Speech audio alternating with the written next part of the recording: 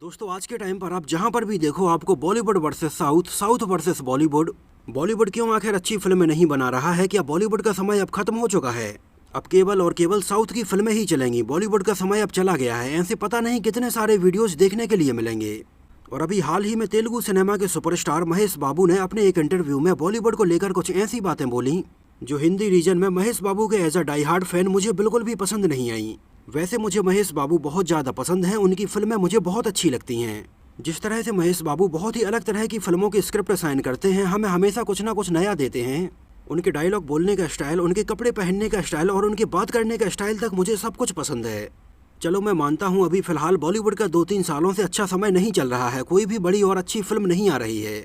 बॉलीवुड के बड़े से बड़े नामी ग्रामी एक्टर्स भी कुछ नई स्क्रिप्ट के ऊपर काम नहीं कर रहे हैं और वही घिसी पिटी फिल्में कर रहे हैं। ये सारी चीज़ें ठीक हैं क्योंकि हर चीज़ का एक समय होता है, कभी अच्छा होता है और कभी बुरा होता है। तो बस यही समझिए कि बॉलीवुड का अभी अच्छा समय नहीं चल रहा है और साउथ इंडियन फिल्में यहाँ पर कमाल कर रही हैं। बाहुबली, पुष्पा, KGF, RRR और साउथ की ऐसी बहुत सारी फिल्मों ने यहाँ पर रिकॉर्ड तोड़ कमाई की है। यहाँ तक कि इन फिल्मों के हिंदी डब वर्जन ने ही यहाँ पर बड़े से बड़े एक्टर की फिल्मों को भी पीछे छोड़ दिया है और हर कोई साउथ की फिल्मों को ही सपोर्ट करता हुआ नजर आ रहा है। और ऐसा होना भी चाहिए क्योंकि वो अच्छी फिल्में बना रहे हैं। और मैं खुद पर्सनली साउथ की फिल्मों को बहुत ज़्यादा पसंद करता हूँ और उनका बहुत ज़्यादा सपोर्ट करता हूँ। लेकिन इसका मतलब ये नहीं निकालना चाहिए कि बॉलीवुड अब खत्म हो चुका है और यहाँ पर अब अच्छी फिल्में नहीं बनेंगी।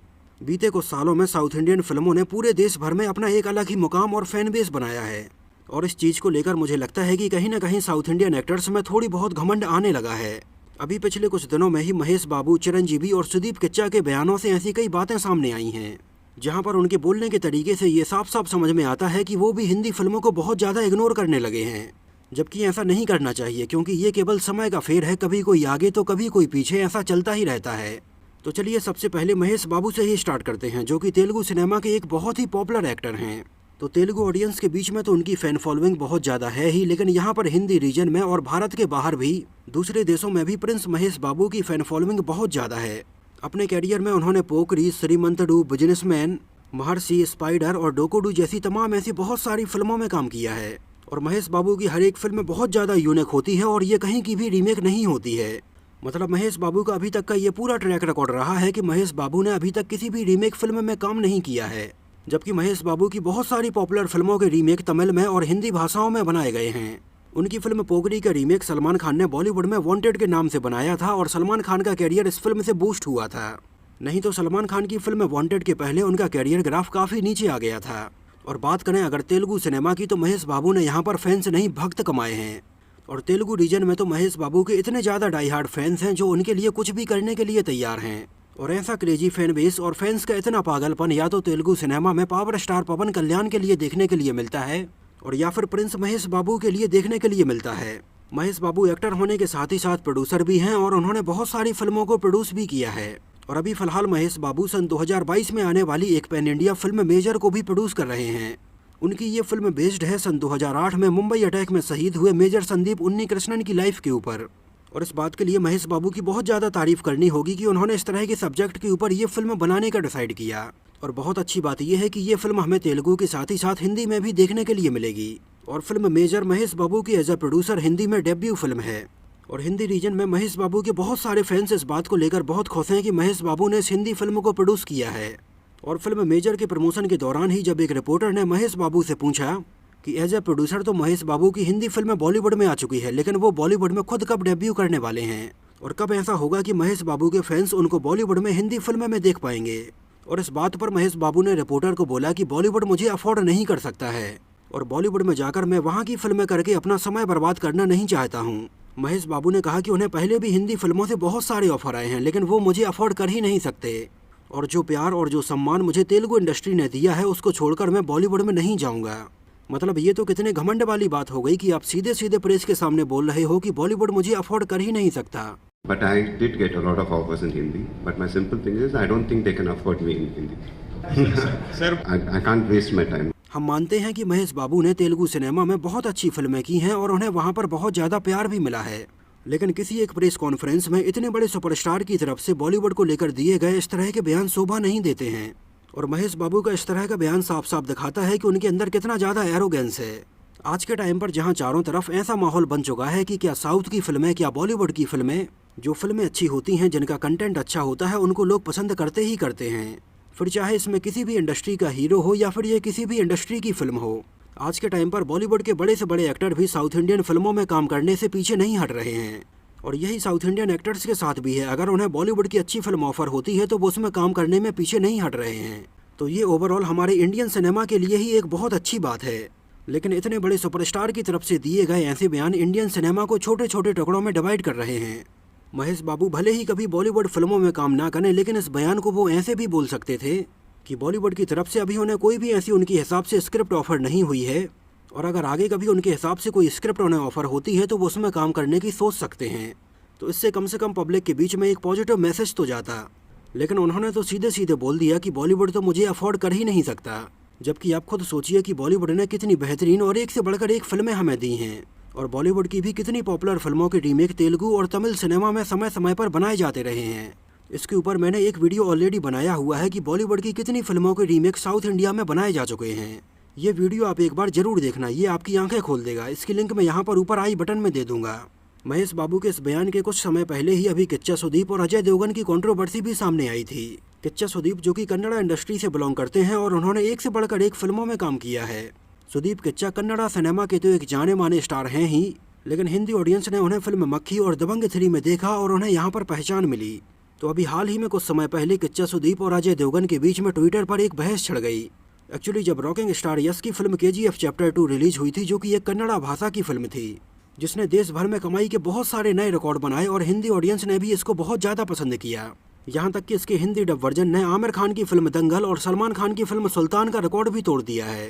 चलिए हम मानते हैं कि ये हमारे लिए भी बहुत प्राउड की बात है कि KGF चैप्टर 2 जैसी फिल्में हमारे इंडिया में बन रही हैं, और ये फिल्म कन्नड़ा सिनेमा की तरफ से आई है और हम इसको बहुत ज़्यादा पसंद करते हैं और इससे दिल से जुड़े हुए हैं। रॉकिंग स्टार यश ने जब हिंदी रीजन में इसका प्रमोशन किया तो आप उनके इंटरव्यूज देख सकते हैं कि वो कितने डाउन टू अर्थ हैं। और वाकई में यश का नेचर इतना ज़्यादा हम्बल है कि चलो KGF में उनकी एक्टिंग तो ठीक है, उन्होंने अपने हम्बल नेचर से ही बहुत सारे लोगों का दिल जीता है। मतलब यश के द्वारा दिए गए इतने सारे इंटरव्यूज में उनके एक एक शब्द को सुनकर और स्टेज पर उनके एक्शंस को देखकर ऐसा बिल्कुल भी नहीं लगता है कि कहीं पर भी उनके अंदर जरा सा भी घमंड है। और यही एक रीजन है कि यश को लोगों ने फिल्म में तो पसंद किया ही है, लेकिन उन्हें रियल लाइफ में भी बहुत लोगों ने पसंद किया है।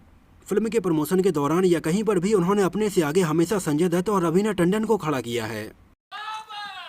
बाबा वेलकम।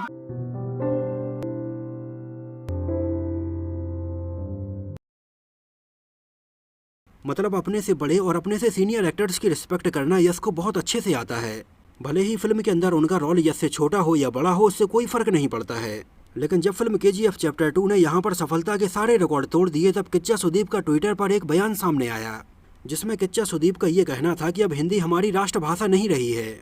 बॉलीवुड वाले भी पैन इंडिया फिल्में बनाने की कोशिश कर रहे हैं, लेकिन उनकी फिल्में यहाँ पर तेलुगु, तमिल और मलयालम में नहीं चल पा रही हैं। लेकिन हमारे यहाँ की फिल्में यहाँ तो ठीक है, हिंदी ऑडियंस के बीच में भी बहुत अच्छी चल रही हैं। हालांकि ट्विटर पर किच्चा सुदीप के इस बात का जवाब अजय देवगन ने तुरंत दिया और उन्होंने कहा कि अगर हिंदी हमारी राष्ट्रभाषा नहीं है तो आप अपनी फिल्मों को हिंदी में क्यों रिलीज करते हो। ट्विटर पर इन दोनों के बीच में इस बात को लेकर यह बहस काफ़ी लंबे समय तक चली और बहुत सारे लोगों ने इसके ऊपर कमेंट भी किया। देखिए, हमारे भारत देश की सबसे बड़ी विशेषता ये है कि यहाँ पर अनेकता में एकता है। कितने सारे राज्य, कितनी सारी भाषाएं, कितनी जातियाँ, कितने धर्म, हमारा कल्चर और कितनी सारी भाषाएं एक दूसरे से अलग हैं, लेकिन फिर भी हमारी पहचान ये है कि हम हिंदुस्तानी हैं, हम इंडियन हैं। और हमारे देश के बाहर भी हमारी यही आइडेंटिटी है कि हम इंडिया से बिलोंग करते हैं। वहाँ पर हम लोग ये डिस्क्राइब नहीं करते हैं कि हम साउथ इंडिया से हैं या हम नॉर्थ इंडिया से हैं। तो हमारे यहाँ की दो अलग अलग इंडस्ट्री के बीच में भाषा को लेकर इस तरह के विवाद नहीं होने चाहिए। देखिए, साउथ के भी बहुत सारे पॉपुलर एक्टर हैं जिन्होंने खुलकर इस बारे में बोला है। जूनियर NTR ने अपने इंटरव्यू में खुद कहा कि जो पैन इंडिया टर्म है वो बहुत बेकार है और इसको नहीं बोलना चाहिए। और ये साउथ इंडिया की फिल्म है, ये नॉर्थ इंडिया की फिल्म है, उसको ऐसे ना बोलकर हम केवल इंडियन फिल्म क्यों नहीं बोल सकते हैं। ऐसे और भी बहुत सारे पॉपुलर एक्टर्स ने इस बारे में अपने व्यू रखे हैं, जो कि वाकई में काबिल तारीफ हैं। और सबको इस तरह के व्यू का समर्थन करना चाहिए, तभी जाकर हमें अच्छा सिनेमा देखने के लिए मिलेगा। जब किसी भाषा का बैरियर नहीं होगा, किसी इंडस्ट्री का बैरियर नहीं होगा, तभी जाकर इंडियन सिनेमा ग्रो करेगा। अभी सुदीप किच्चा और अजय देवगन के बीच में इस बारे में बयानबाजी चल ही रही थी कि मेगा स्टार चिरंजीवी का भी इस बारे में कमेंट आ गया। चिरंजीवी ने बोला कि पिछले कुछ सालों में हमारे साउथ की फिल्में, जिनमें मेनली तेलुगु सिनेमा की फिल्में हैं, बाहुबली है, पुष्पा है, RRR है, इन फिल्मों ने इतना अच्छा कलेक्शन किया है कि बहुत सारे नए रिकॉर्ड बनाए हैं और इनको लोगों ने बहुत ज़्यादा पसंद किया है। उनकी फिल्म आचार्य के प्रमोशन के दौरान चिरंजीवी ने ये सारी बातें बोली। चिरंजीवी ने कहा कि आज के टाइम पर साउथ की फिल्में हिंदी फिल्मों से आगे निकल गई हैं और उन्होंने कहा कि आज के टाइम पर तेलुगु सिनेमा की ये सफलता सन 1988 में हुई उनकी बेइज्जती का बदला है। एक्चुअली इस दौरान चिरंजीवी ने अपने साथ सन 1988 में हुआ एक इंसिडेंट भी शेयर किया था, जब उनकी एक तेलुगु फिल्म को एक अवार्ड मिला था और ये अवार्ड लेने के लिए उन्हें दिल्ली बुलाया गया था। तब उस टाइम पर चिरंजीवी ने कहा कि वहाँ पर चारों तरफ केवल और केवल बॉलीवुड की फिल्मों का ही बखान किया गया था। पृथ्वीराज कपूर, राज कपूर, दिलीप कुमार, देवानंद, अमिताभ बच्चन, राजेश खन्ना, धर्मेंद्र, वहाँ पर बॉलीवुड के इन सारे बड़े एक्टर्स की फ़ोटोज़ लगाई गई थीं और एक्ट्रेस की फ़ोटोज़ भी लगाई गई थीं। लेकिन तेलुगु सिनेमा की तरफ से केवल MGR और जयललिता के डांस करने वाली एक फ़ोटो बस लगाई गई थी। चिरंजीवी ने कहा कि इनके अलावा doctor Rajkumar, Vishnuvardhan, NT Rama Rao, A Nageswara Rao और शिवाजी गणेशन की एक भी फ़ोटो नहीं थी, जबकि इन सारे एक्टर्स को यहाँ पर हमारे साउथ इंडियन सिनेमा में लोग भगवान की तरह पूछते हैं। चिरंजीवी ने कहा कि उस टाइम पर ये सारी चीज़ें देखकर उन्हें बहुत ज़्यादा बेइज्जती महसूस हुई थी और उन्होंने कहा कि उस टाइम पर हुई इस बेइज्जती का बदला तेलुगु सिनेमा ने अब जाकर कहीं लिया है। हालांकि चिरंजीवी की बात बिल्कुल सही है कि ऐसा नहीं होना चाहिए और सबको बराबर सम्मान और रिस्पेक्ट देनी चाहिए, लेकिन चिरंजीवी इतने सीनियर एक्टर हैं, इतने सालों से वो फिल्मों में काम करते आ रहे हैं, पॉलिटिक्स में काम करते आ रहे हैं, तो अगर आज के टाइम पर उनसे छोटे दो एक्टर अपनी अपनी इंडस्ट्री को लेकर और अपनी अपनी भाषाओं को लेकर एक दूसरे से बहस करते हैं, तो चिरंजीवी को इस तरह की कंट्रोवर्सी को शांत करने की कोशिश करनी चाहिए, ना कि आग में घी डालने का काम करना चाहिए। और ये सारी चीज़ें एज ए ऑडियंस हमें भी समझनी चाहिए कि अच्छे कंटेंट को हमें सपोर्ट करना चाहिए, फिर चाहे वो सिनेमा बॉलीवुड की तरफ से आया हो, तमिल सिनेमा का हो, तेलुगु सिनेमा का हो, मलयालम का हो या फिर कन्नड़ा सिनेमा का हो। अगर हम आज के टाइम के माहौल को देखते हुए केवल और केवल आंख बंद करके बॉलीवुड की अच्छे से अच्छे कंटेंट वाली फिल्मों को भी सपोर्ट नहीं करेंगे, तो इसमें सबसे बड़ी गलती एज ए ऑडियंस केवल और केवल हमारी ही होगी। क्योंकि अभी पिछले कुछ टाइम में बॉलीवुड की तरफ से भी कुछ अच्छी कंटेंट वाली फिल्में आई हैं, लेकिन उनको वो प्यार और समर्थन लोगों की तरफ से नहीं मिला है। और ये अच्छे कंटेंट वाली फिल्में भी ऑडियंस का बॉलीवुड को लेकर गुस्सा और उनके नफरत का शिकार हो गईं। जबकि ऐसे आंख बंद करके ना तो किसी को नफरत करनी चाहिए और ना किसी का आंख बंद करके समर्थन करना चाहिए। तो एक समझदार और रिस्पॉन्सिबल ऑडियंस होने के नाते हमें ही इन सारी चीज़ों को बदलना होगा। आपका इन सारी चीज़ों के बारे में क्या कहना है और क्या मानना है इन सारी चीज़ों के बारे में, तो ये केवल मेरा ही मत था। हो सकता है कि इन सारी चीज़ों को लेकर आपका ओपिनियन और आपकी राय मुझसे बिल्कुल अलग हो, तो इस बारे में जो भी आपका सोचना है या जो भी आपका कहना है, हमें अपनी राय कमेंट में ज़रूर मेंशन करना। तो इस वीडियो में इतना ही। आप सबसे बहुत जल्दी मुलाकात होगी ऐसे ही किसी अगले वीडियो में।